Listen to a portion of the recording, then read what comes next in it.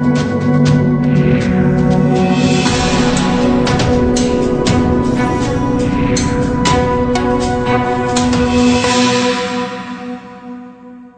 26 सरकारी कंपनियां बेचने जा रही है। जल्दी इनकी नीलामी की जाएगी। हाल ही में वित्त मंत्री ने 23 कंपनियों के निजीकरण की घोषणा की थी। नव भारत टाइम्स अखबार ने खबर छापी है जिसमें कहा गया है कि सरकार ने आरटीआई के जवाब में 26 कंपनियों के नाम दिए हैं, जिनमें एयर इंडिया और बीपीसीएल के भी नाम हैं।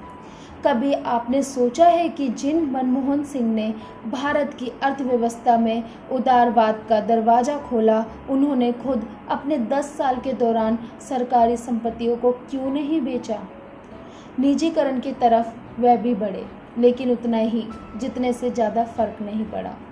इसके उलट मनमोहन सरकार ने शिक्षा, भोजन और रोजगार के मसले पर सरकारी मदद की व्यवस्था की।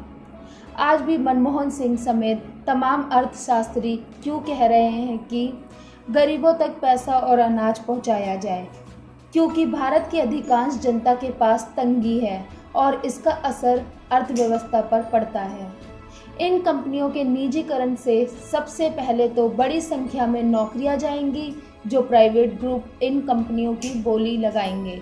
वह भी नौकरियां तो देंगे, लेकिन 10 लोगों का काम 5 लोगों से करवाएंगे और वह सारी सुरक्षाएं खत्म हो जाएगी जो सरकारी सेवाओं में मिलती है। एक तरफ सरकार धड़ल्ले से निजीकरण कर रही है, दूसरी तरफ अब सरकारी सेवाओं में भी सुरक्षा खत्म की जा रही है। पेंशन, बीमा, मेडिकल जैसी सुविधाएं सरकार खत्म करने पर काम कर रही है। भारत अमेरिका या ब्रिटेन नहीं है। भारत जैसे देश में इसके फायदे से ज़्यादा नुकसान होगा।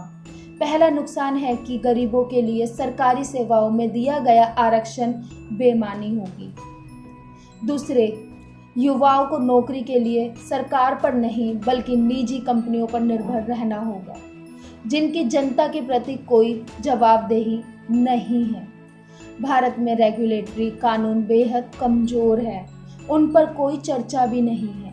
ब्रिटेन और अमेरिका में फेसबुक पर सवाल उठे तो जुकरबर्ग को संसद में पेश कर दिया गया।